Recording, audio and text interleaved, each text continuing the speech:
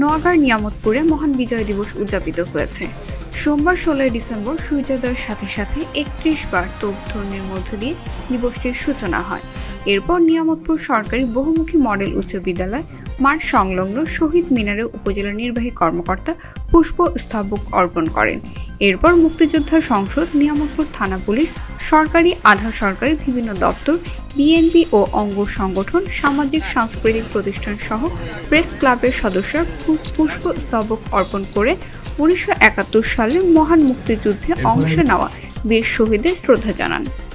দিবসটি উপলক্ষে সকাল 9:30টার দিকে উপজেলা প্রশাসনের আয়োজনে উপজেলা চত্বরে আনুষ্ঠানিকভাবে পতাকা উত্তোলন করেন উপজেলা নির্বাহী কর্মকর্তা মেহেদী হাসান। এ সময় উপজেলার সহকারী কমিশনার ভূমি রেজাউল করিম, থানার ভারপ্রাপ্ত কর্মকর্তা হাবিবুর রহমান ও বিভিন্ন দপ্তরের কর্মকর্তা কর্মচারী উপস্থিত ছিলেন। পরে উপজেলা পরিষদ মিলনায়তনে জাতীয় শ্রেষ্ঠ সন্তান বীর মুক্তিযোদ্ধাদের নিয়ে সংবর্ধনা ও আলোচনা সভা অনুষ্ঠিত হয়।